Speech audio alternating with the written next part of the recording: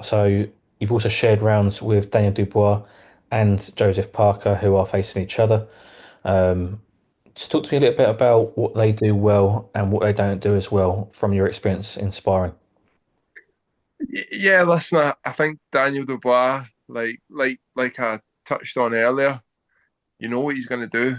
Like you know that he's going to come forward. He's going to try and bowl you over with shots, and he's a big, strong, powerful man, fit, and he's got a decent chin on him. So you know what he's bringing to the party, but can you stop him doing that? That's the question. I mean, a lot. It's like anything, like I said, at the top level, they don't know how to work out these guys, but can you stop him doing what he does well is a different question. So, yeah, listen, he's big, strong, physical man. Like I said, punches hard, extremely fit. Joe, he's went through a bit of a transformation in the past year and a half to 2 years with Andy, and obviously working with George Lockhart, sorry as well. His strength conditioning nutrition plan, his fitness levels have went through the roof. I think he's actually sitting at about 125 kilos at the moment and fit with it as well. And you can see what the work he's done in strength and conditioning in the weights room. His strength's through the roof. So listen, it's a great matchup. I think it's two different styles. Joe is maybe more of a slick boxer. He'll maybe come with a game plan that's not as obvious as what Daniel Dubois is, and I think he's probably got a little bit of boxing IQ on Daniel. I'd say he's got the boxing IQ on Daniel. So it's a real clash of styles, but yeah, I think it's an exciting matchup. It's a main event, arguably. I mean, the top four fights on the whole card in February 22nd are arguably main events, but I do feel that this is a main event in its own right.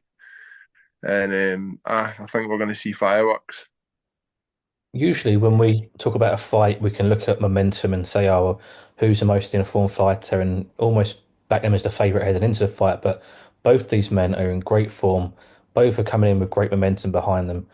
How much will that help them both? And also, how much will that help the fight itself?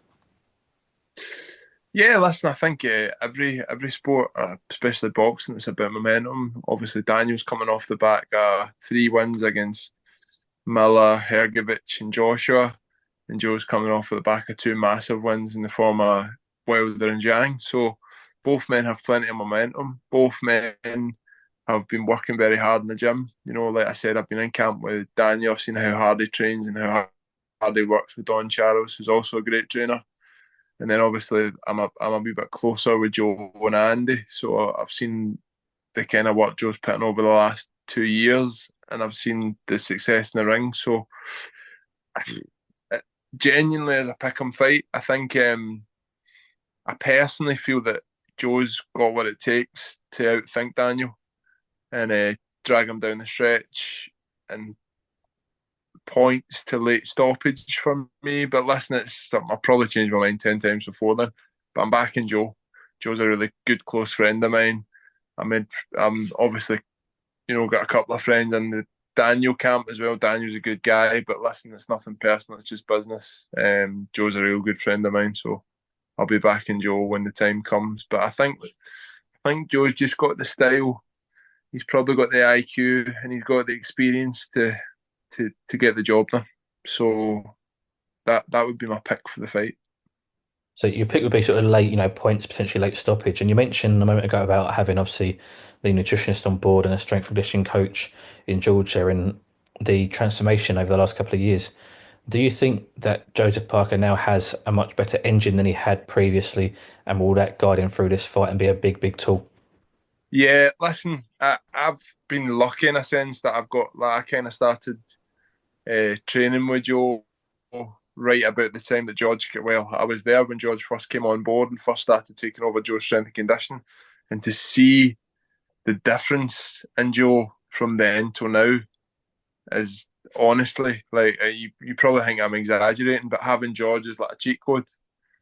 I think what is it he said? He said that if he hadn't been working with Joe and obviously spent so much time with him and been there, he would just assume that Joe was cheating, taking something to enhance his performance. Because literally, the gains that he's seen in the ring, in the gym, in terms of his cardiovascular, are unbelievable, and it's all thanks to George. Obviously, Joe's got to go and put the hard work in. Do you know what I mean? You can tell somebody to do something, you've still got to go and do it. But having George in his camp's been a real game changer for him. And listen, I've benefited a little bit from that as well. My own, personal training. I've seen differences in some of the stuff that George has advised Joe to do. So I think it could, I think it could be the difference. Obviously, having Andy, world class coach, world class boxing, but just having George in there, fine tuning, getting him as big and strong as he possibly can be, as well as being extremely fit,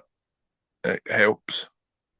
And just finally, Nick, last question from me. You mentioned obviously a good friendship with Joseph Parker there. We see on social media the little comedy skits, the video he puts out, the what he does of the from the films stuff, his step brothers scenes and things like that. Just talk to me about Joe, the man, the person. We see he's a family man as well. What's he like away from the gym, away from the ring? Literally, what you see is what you get with Joe. Like, he's genuinely one of the most like nicest people you could meet in the sport. Thankfully, I've in my experience, most boxers are decent men. Do you know what I mean? Most boxers are good family people, good morals, good values. What you see on camera isn't necessarily what you always get behind closed doors, but they all tend to be good people. But Joe is genuinely one of the good guys. Go out his way to do anything to help anybody, and he's obviously sacrificed a lot to be over the other side of the world, away from his family, training hard the past 2 years. So to see him get this world title shot is for me, I'm delighted for him. And listen, like I said as well, Daniel's a decent guy. I've got a lot of time for Don Charles, a lot of respect for Don Charles. And like I said, I do think it is a big 50-50 matchup. So it's just good to see them both get their time in the spotlight, both get to, put on a world class fight for the fans. And both good men, but Joe's a unique individual, and a real good guy, good person. Actually, one thing just before I do let you go, Nick, you mentioned their 50-50 fight. Just from your perspective as a fighter, there's sometimes where you're going to fight and you're a heavy favourite. Sometimes you're going as an underdog, and some fighters will thrive off the fact they're the underdog, or potentially they'll thrive off the fact they're a heavy favourite and people are backing them to win. This, I imagine, with the bookmakers will be pretty much the same as each other. It'll be 50-50, it'll be evens in terms of odds. Does that benefit either man at all, or does it just give the other man realization of how close this fight is? Do you know what? I don't think either man will be really interested in it. I think both have massive belief in what they're doing, their teams, their training. Both men are expecting to win.